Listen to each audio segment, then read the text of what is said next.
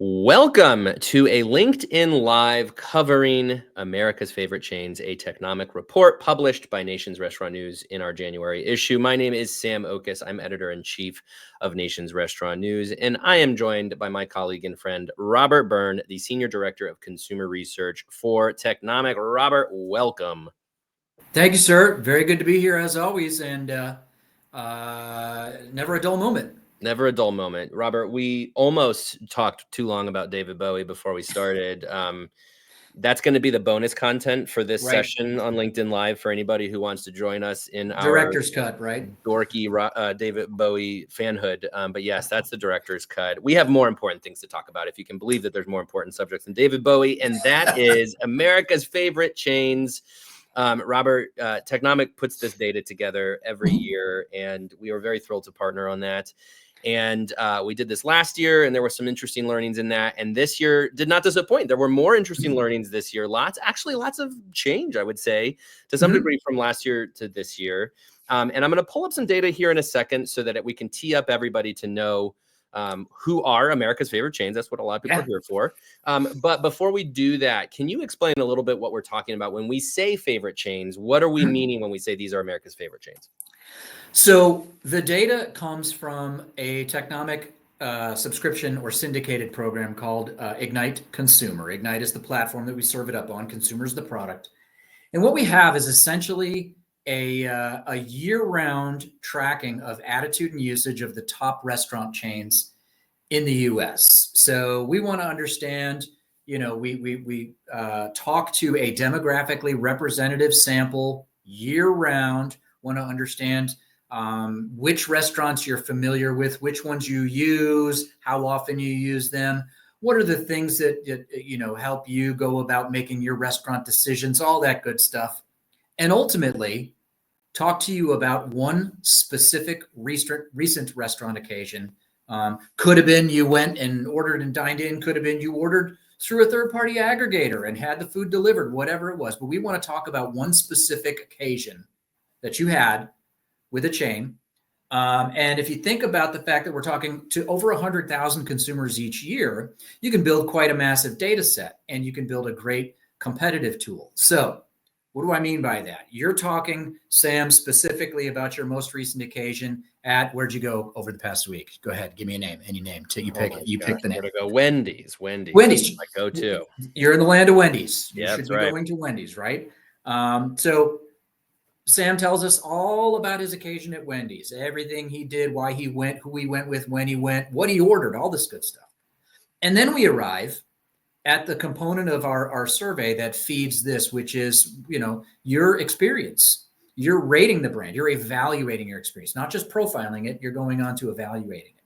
And you're just talking about Wendy's. And that's important because you're not being asked to say, which chain do you like better? No, you're just giving us your takeaways from that Wendy's occasion, which I'm sure was 5-star. 10 Always 10, for Wendy's. Yeah, right? Come on, Wendy's. Yeah, right? They kind of don't disappoint. And then we take those ratings because we're asking this about 65 plus specific restaurant attributes. And we create composites and roll-ups and come up with a net overall rating and have ourselves a fascinating bunch of winners that I believe tell a fascinating tale about where consumers are right now, specifically what they're doing with their restaurant dollars. And a lot of takeaways there, So that's, for sure, in a nutshell, what we're dealing with. All right, and we're going to dig into it here. I should remind our live participants, if you have questions for Robert, and I'm sure you do, please drop them into the comments here, and we can try to get to some questions. Of course, you can always reach out to both of us after the fact, and we can also answer questions that way. But we're going to dig into the data here. We're going to start by taking a look at the top 10. And I should say, too, obviously, if you want to get more into this report, go to nrn.com. We have the America's Favorite Chains report right there on our homepage there. Robert mentions Technomic Ignite, a great platform, of course, that at the end of this, Robert, I'll make sure you tell everybody how to access that and to become a subscriber to that, because it's a wonderful tool for them. So there is much that you can dig into as follow-up. And in the full report, you break things down by generation. You break things down by menu category and service style.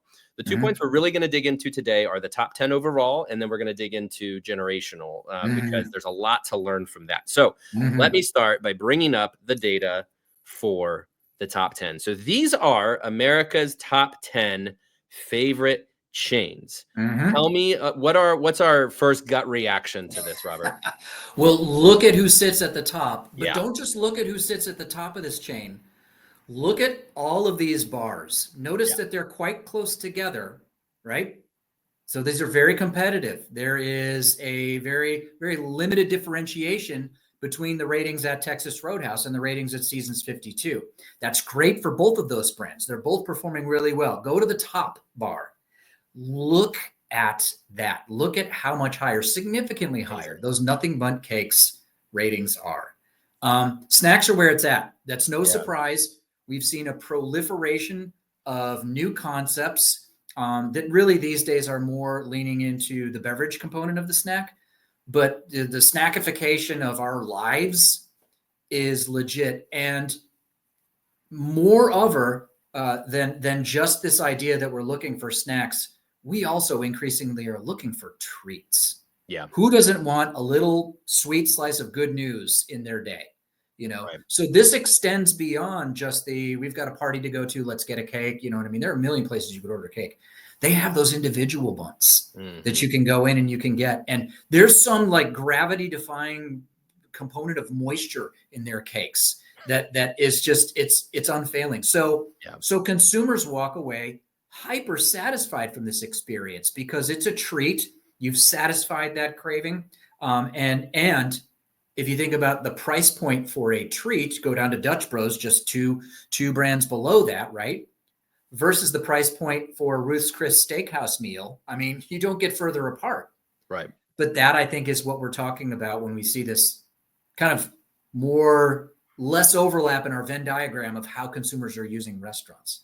But cakes and steaks, right? It's all about cakes and steaks. Cakes and steaks. Oh, I love the treats. You know what I mean? It's what we do because as consumers, we freaking love restaurants. We love food service. Yeah. And with inflation and prices being what they are, there's a limit to what we can do, but we got to have it.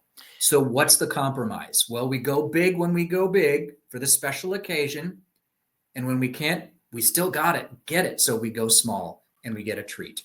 So that's what, so here's something we learned last year, because when we looked at this last year, one of my reactions from last year was definitely the presence of steakhouses. And at a time last year and even this year, a time of inflation when people seem to be pulling back on their restaurant spend, it's sort of surprising to see so many high-end restaurants appear on this list. But the common thread between these two here, and I think emphasized via Nothing Bundt Cakes, you mentioned that experience and wanting to go out for a special experience and celebrate an occasion. I mean, hello, birthday cakes, right? I mean, Nothing Bundt Cakes is, no pun intended, well, pun very much intended, the icing on the cake here to suggest how important it is to people that you're a part of a celebration such as a birthday. Did you take that same piece of feedback? Completely. I mean, how many people are there in this country? Is there 350 million adults in this country? Something like that, right? Well, that's 350 million birthdays. So, and everybody has one. Sorry, but everybody has one. So that's at least one occasion per year you're going to get out all those people. Robert, I love that you say sorry as if you said some scandalous thing. Hey, I said it. Everybody has a birthday. That's right. Don't judge. But that just basically sets you up for so many other miniature occasions. I just spoke with a coworker that said, oh my gosh, I love getting a couple of those and bringing them to, whatever the occasion is, just to get together with the friends. Another colleague told me about, getting these cakes and taking them into a teacher appreciation day. All of these different things they can do. And, the gluten-free options that they have really opens it up to an audience of people who maybe might, be a little bit concerned about these other things. But ultimately, I think you nailed it when you said experience, because the other thing that is overwhelmingly strong about Nothing Bundt Cakes is the service, the guest experience that you get. Yeah. I went in and I actually looked at, we ask in the course of the survey, we ask respondents, in their own words, to describe why they gave their overall satisfaction rating that they did. So I looked at Nothing Bundt Cakes, and I just sort of scanned fairly quickly through these open-ended responses to see why were people saying they had an excellent occasion. Yeah. 30% said something about service or staff.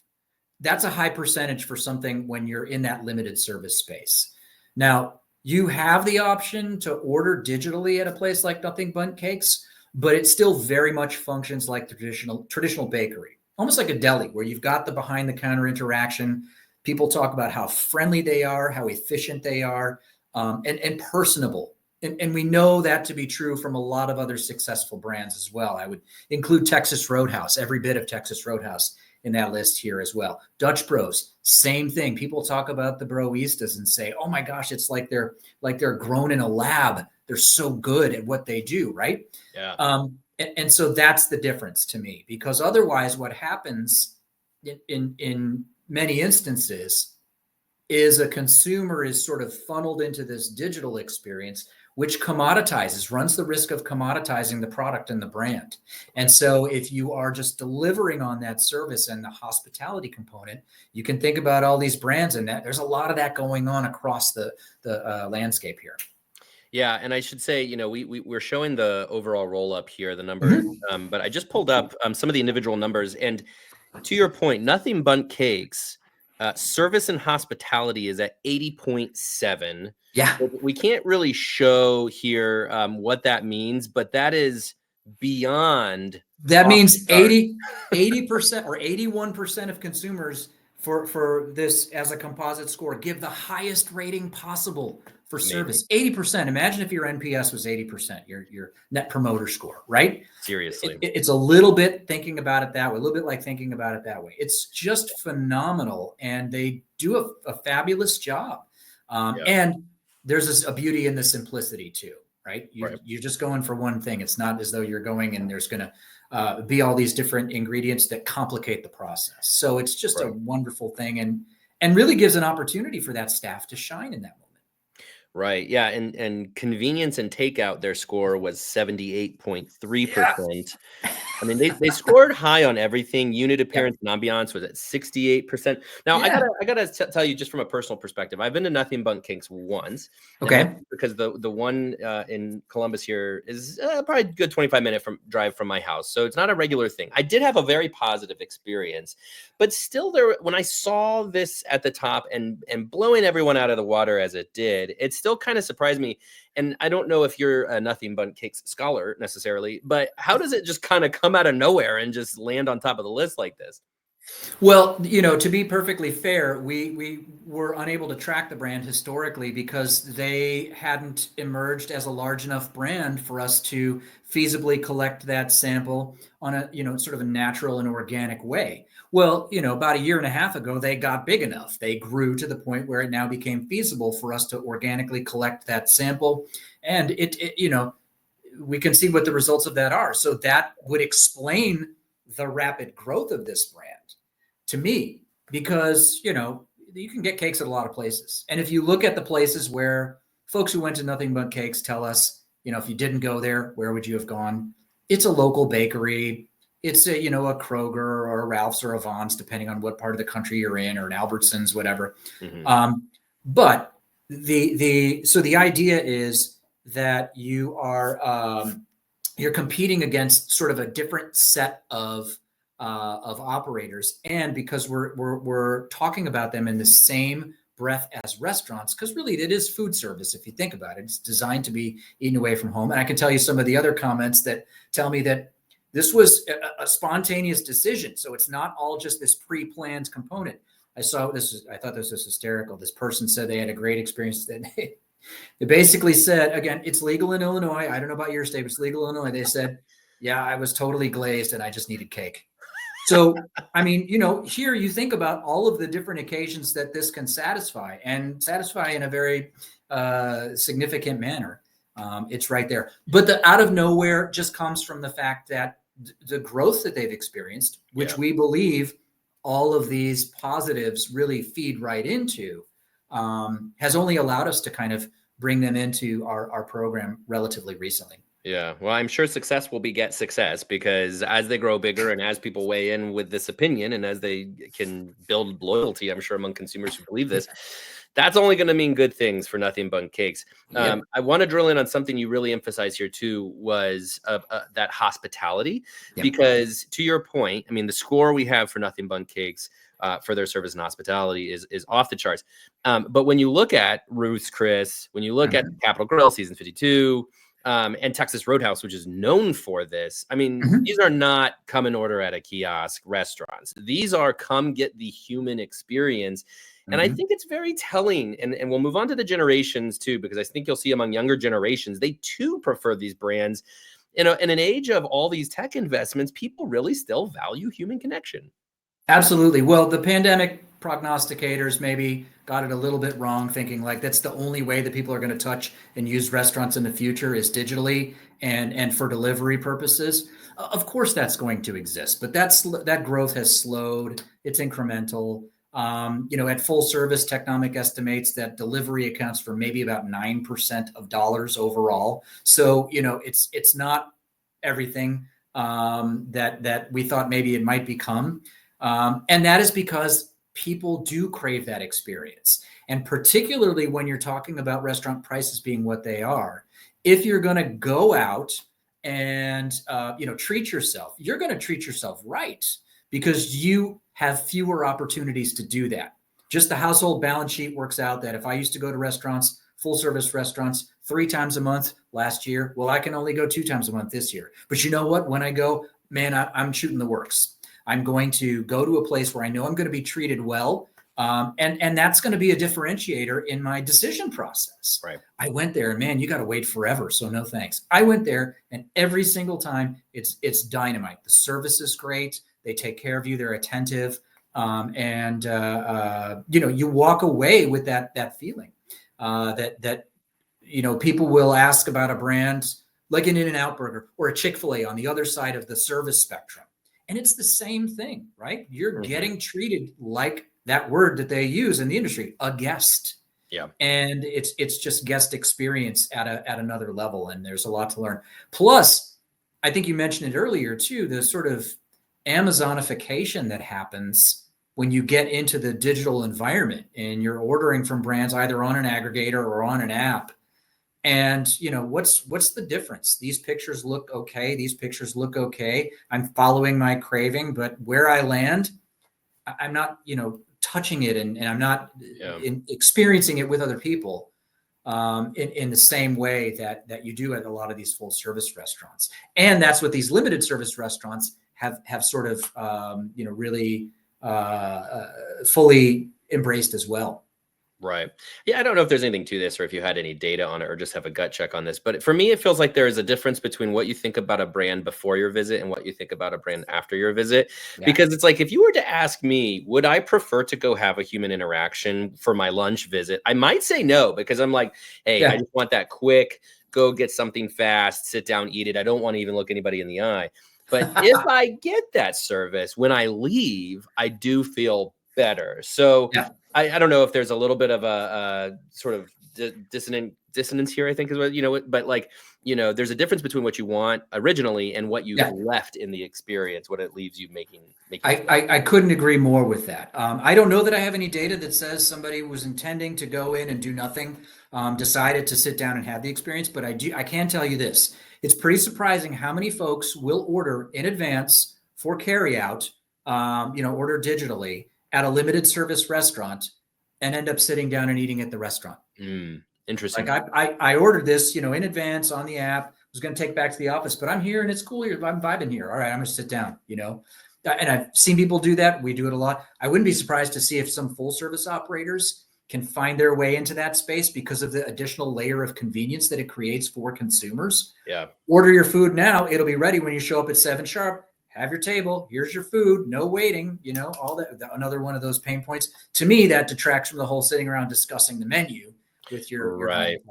But but I think you're right, and that's the other thing that I'm not sure people are aware of. If you walk into a restaurant and you don't have that expectation that you're going to have a pleasant interaction, and then you do, It's almost like when I don't want to go to this party, man. I don't want, and I'm dreading it. And you go and you have a way better time than you thought you were going to have. Totally. Right. Versus I can't wait. And you get there and it's kind of a letdown. Yeah. Right. Right. So I think that's absolutely just one of the tricks that we play on ourselves. And I want to take a hard pivot here, but I do want to call this out here because if you look down this list, there are several Darden names on this list. Yes. And that's not a coincidence at all, Mm-hmm. at all. So, I mean, I think it's worth noting that we have these Darden names, and only very recently is Darden opening themselves up to that on-demand ordering channel. And I don't know that they're doing it for all the brands, right? Like Texas Roadhouse, they have eschewed this whole, relationship with third-party aggregators, with the Uber Eats and the DoorDashes of the world up until this point. Catering orders were always good. Order big, yeah, sure, anytime you want. But those on-demand orders. And they did it with so many conditions. Right. So what does that say? What are we doing? We are preserving the experience because the experience is what results in these types of numbers. Yeah, no, it's a great point. And last year, Darden had the same presence, I believe, on the list. Might have even had one more on this list, if I'm remembering correctly. Possible. Like they had 5 of the top 10 last year. Something in the water at Darden. So Nothing Bundt Cakes and Darden. Never thought you'd put those two in the same conversation. But if you really want to know who's doing it right, those are the two that are doing it right. Minds would be blown if all of a sudden you could go, do the same at the. Oh my gosh. Oh, and I did also want to do a callback to one thing you said, which is that sort of full service and what full service can do in the future. I'm hearing a lot about tableside ordering from full service. And I think there's an interesting application here because you can kind of get best of both worlds in tableside ordering. You can allow for that. Hey, I just wanted to come in and order my meal, not look anybody in the eye. But somebody's bringing out your meal. They're still engaging with you, getting your beverage refills. I think there's maybe something there for full service brands to learn about keeping the hospitality and the human connection, but allowing for that more efficient ordering process and tableside. And what that does is that allows the guest to create their own experience. Yeah. So again, I think I mentioned earlier, folks who are interested in exclusively funneling all their order flow through digital channels, you're never going to get my business ever, because that's not the type of consumer I am. So I'm out. But if you give me the options to do one or the other, I might want to do exactly what you describe on one occasion. But next week, wife and I are going back for a birthday, and we're going to sit down and we're going to do the whole, you know what I mean? And we're going to get the wait staff involved. That is what I think when people talk about experience and, crafting a personalized experience, an individualized experience, that's an important part of it. And I think there are a lot of consumers that would appreciate that because nobody behaves the exact same way in a restaurant every single time you go. Even if you love their food, the way in which you touch that restaurant could be different one time to the next. The group you're with could be different one time to the next. Could be I'm by myself this time. Could be I got a party of 20 coming. You just don't know. So allowing for all that flexibility is really, really what allows the consumer to create their own experience. Right. Okay. That's a good segue into our next slide here. So we're going to pull up data for Gen Z and millennials. And there's one brand besides Nothing Bundt Cakes that I think really impressed me, kind of surprised me for being on this list that I want to call out and fits perfectly into what you're saying. Yep. And that's Fogo de Chão. So Fogo de Chão you see it ranked there as 3rd on the Gen Z list, but we should note it's also the #1 full service brand for Gen Z. Also believe it ranks on the millennials for favorite service brands. And Fogo de Chão, shameless plug here, go subscribe to my podcast Takeaway. This week, my latest episode is Barry McGowan, CEO of Fogo. Timed that along here because I wanted to really dig into what makes them such a favorite chain, particularly among younger consumers, because this is a brand where the average ticket is significantly higher than a fast casual or a QSR, certainly. Now, Fogo is about to finish construction on one right by my house, but I've not yet had the pleasure of having a Fogo experience. But as I understand it from Barry, and as I understand the concept in general, it is very much a choose your own adventure with just that sort of higher level of quality food, but very much kind of giving you that ability to be flexible, experience the brand as you want it. So Robert, tell me more, because you were just talking about that as kind of a key point here. Do you think that's why Fogo resonates with young customers especially?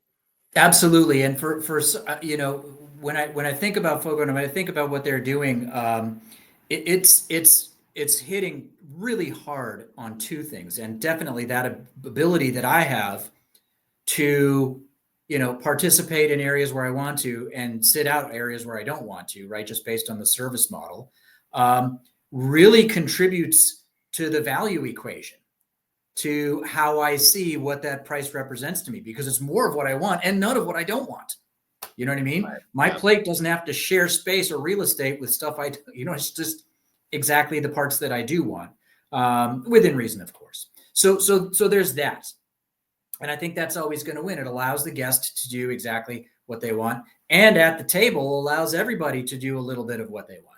There's this other side of that, though, which is, in this world of restaurants, especially with chain restaurants that we live in, a lot of things that you and I might consider truly authentic get diluted as the brand grows here in the States.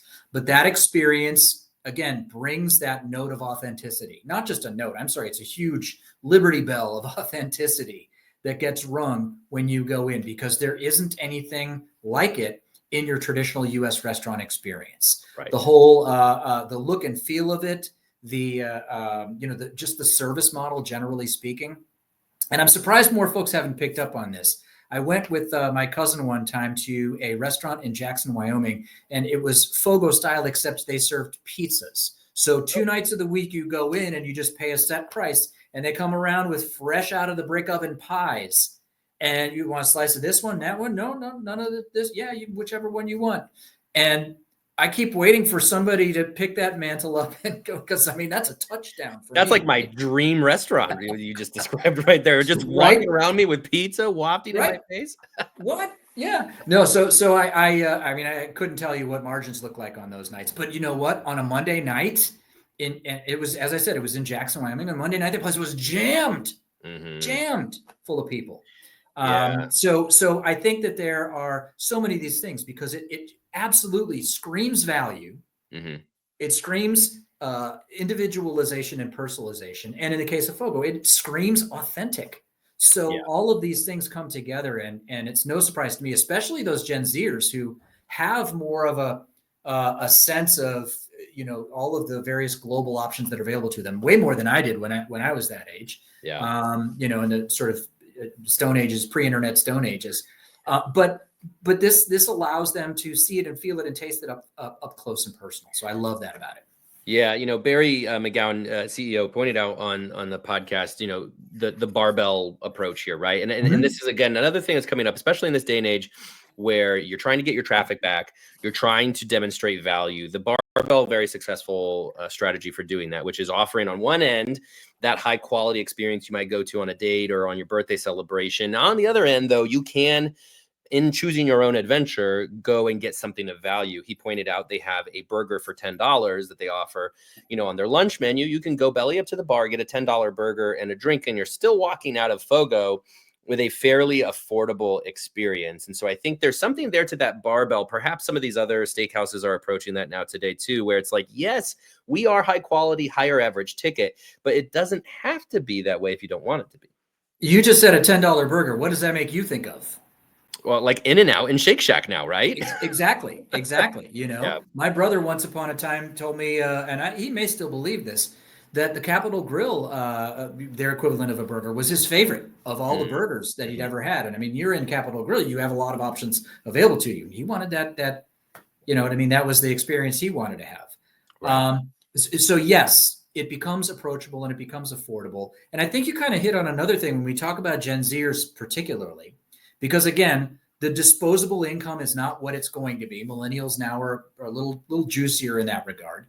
But their restaurant frequency is still high because these other household expenditures have yet to kick in big time. You and I as parents, we could tell you how expensive those kids become once they get a little bit older and then a little bit older. And then they go to college and you're like, oh, forget it. Oh my gosh, I'm totally tapped out. But the long and the short of it is that if these Gen Zers have money, they're going to spend it at restaurants, right? And they are more than other consumers. They're less likely to indicate that their restaurant occasion was a routine meal, a routine visit. Yeah. They're far more likely to be swayed by something spontaneously, and a craving usually has a lot to do with that. Right. Far more likely to indicate a spontaneous occasion or a planned special occasion. So that routine usage hasn't really developed yet because they still haven't maybe experienced everything, and then because experiencing things costs money, they can't experience everything on a routine basis. But that usage, like it's the special occasion versus I just want this. I just am really blazed or glazed, and I really need a cake, right? It's one of those things that could be true. But that's what the data shows us. Mm-hmm. And so this is where this makes sense to me, because you're kind of at opposite ends of that price point spectrum for these brands too. Yeah.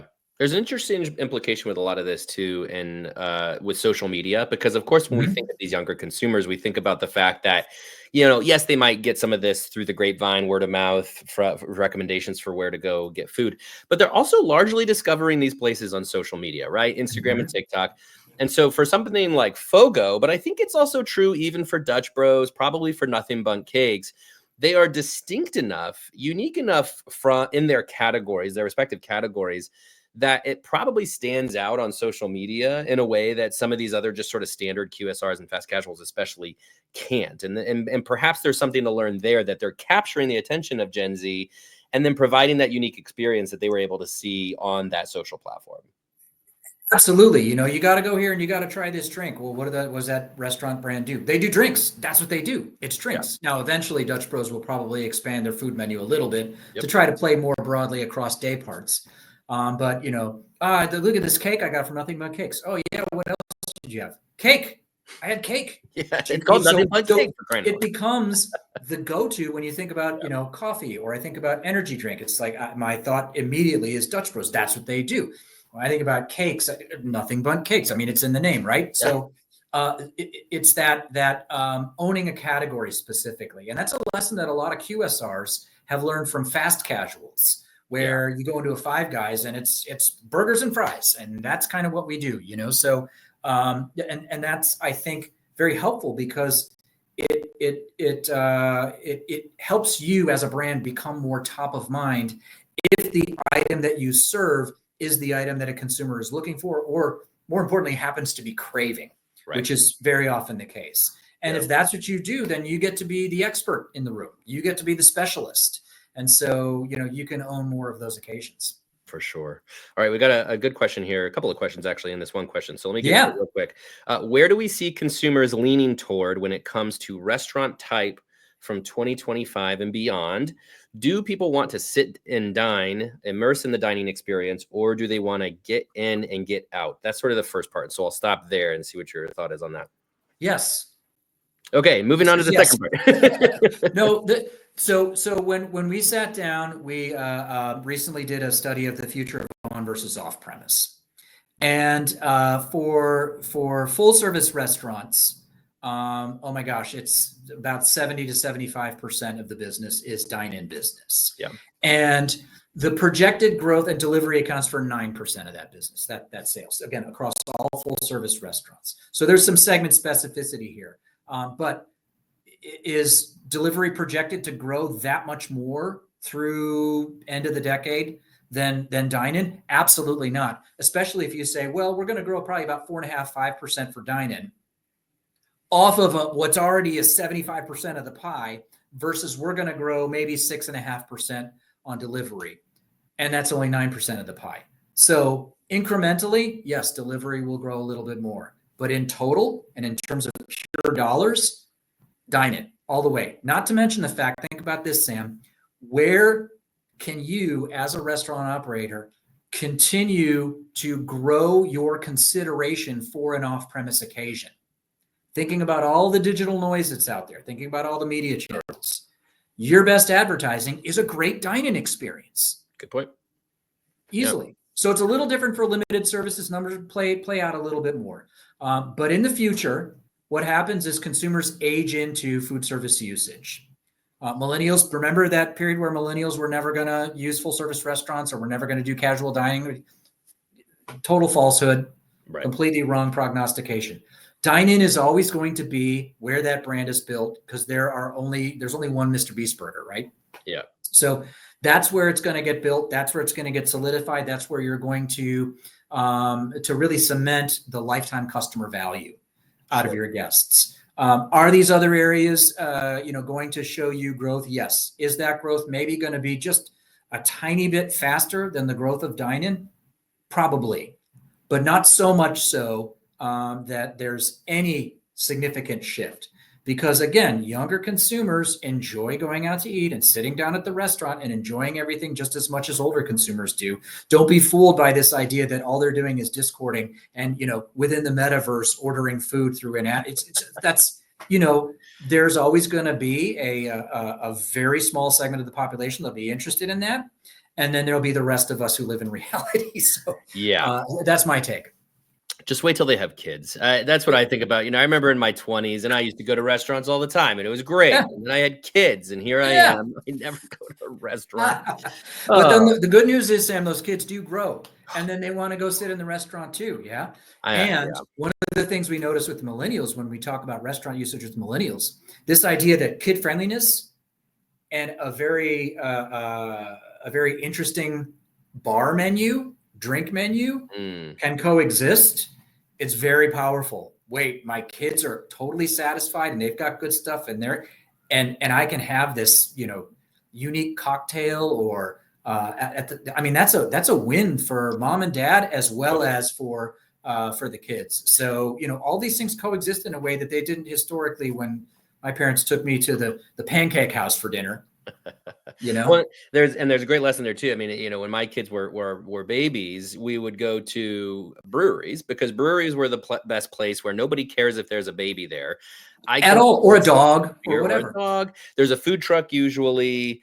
And, it still holds now, but like we might go to a place at 5 before it gets busy so that nobody's going to be bothered by all of the food that ends up on the floor for my kids or when they start to inevitably fight, which they do all the live long day.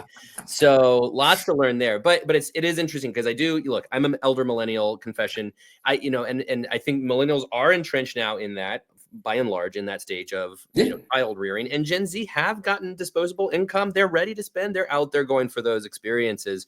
So I think brands do need to act accordingly. So there was a second part to that question. I think you might have answered it, but just to get to it, which is, are we going to see restaurants catered to the formal sit-down model fade away at all? But I mean, what you're saying is like, no way. There's always going to be a place. Either that or you're just going to become essentially what amounts to, one of those QSR brands that might have our local Domino's has a counter with maybe 3 stools added or something like that. And that's a model that will serve its purpose for fewer types of occasions. You're limiting the types of occasions that you can service in that format. And I mean, we just talked about with Fogo how people can, completely customize the experience. Or, to your point about I want to be able to order this way sometimes, order that way other times. You're basically cutting off a proportion of that business. So no, consumers will never get away from that because hospitality will win. And if you look at these chains that are winning here, it's not just the grab your stuff and go and get out of here. It's full service chains where there's an experience where that experiential component does not go away. And it's based on 2 things. It's based on the atmosphere and the ambiance and the service, but also based on how appropriate it is for me to be there with the dining party that I'm with. And it just feeds our good time. It's like technology, generally speaking. It does nothing in and of itself. It's just a tool, right? But if the technology can foster a better experience for me and my friends, though that's technology I might be interested in using. Absolutely.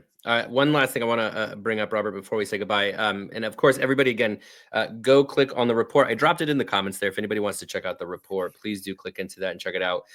But when I took a look at this, one thing that jumped out to me initially, I'm sure you think the same when you look at the data, I was shocked I didn't see Chick-fil-A in the top 10. Now, Chick-fil-A does show up when it comes to service style. I believe they're in the top QSRs. But there are some brands that, you might otherwise expect to pop up in these Kava is a fast rising brand that everybody really loves. And I think it was in Millennial's favorite limited service, if I'm remembering correctly. But what do you have to say about some of these are the ones we're looking at here are smaller brands, right? These are not the vastly national chains. And a lot of those chains that are vastly national, they aren't all over the list like you might expect, even for some like Chick-fil-A. What are your thoughts on why that might be? Those brands aren't going away anytime soon. Sure. And what I think you're seeing is I think you are seeing as a brand such as Chick-fil-A grows larger and larger. There's greater familiarity with it. It's less of a sparse or a scarce commodity for consumers. So I think it becomes a little bit more of, well, that's now the standard that people need to hit.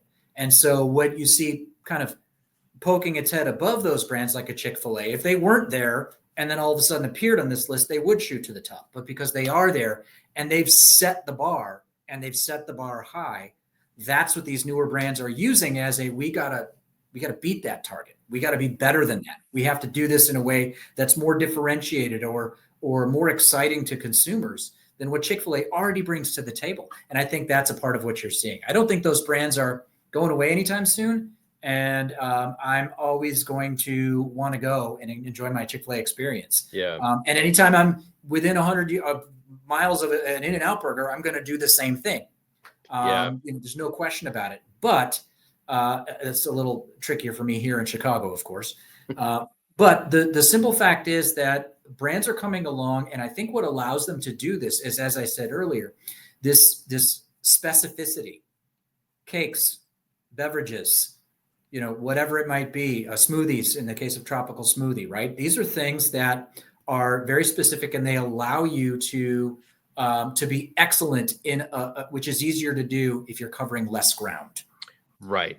And I wonder too, if there's something here too. There are some brands that we may know are quote unquote chains, but there's either a local connection in the case of like a Texas Roadhouse that's so committed to the local community, or there's just sort of I don't know, they might be a chain, but they're my favorite restaurant in my neighborhood versus everybody knows Chick-fil-A is a chain. Everybody knows Wendy's and whatever. So sometimes I do wonder too, if, customers are not typically going into a place thinking I go to a chain or I don't go to a chain. They go into a place because the food is good or the experience is good. But some of these, you do wonder if there's sort of a community connection, which gives them sort of the leg up where people think, hey, this is my restaurant in my community, whether or not it's a chain or not. Well, and it's hard to know sometimes with some of the larger chains who owns and operates that business. You read any media story that unfortunately is negative about a restaurant brand.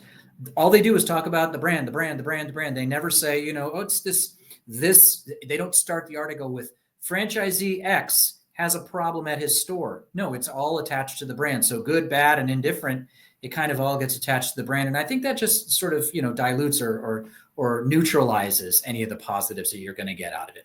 To your point about, I specifically only in my very indie days back in the 90s, I would be like, I only go to local independent restaurants. But, I've since clearly overcome that bizarre objection. But I have, yeah.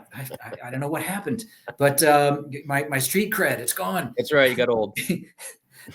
But the fact is that there are some brands that just do a better job of feeling like they're part of the community. You mentioned Texas Roadhouse, with the no national marketing budget. We talk about a brand, maybe, I don't know that they bubbled up here, but a brand like a Mellow Mushroom, where every single, Fuzzy's Taco Shop, I think every single one is going to look and feel different because there's this latitude and the sameness isn't there. So that somebody might not even realize that this is a chain restaurant. And I think that there's value in that. But ultimately, I think what chains want to do when they grow up is create consistency of experience and create consistency of look and feel to make it easy for consumers.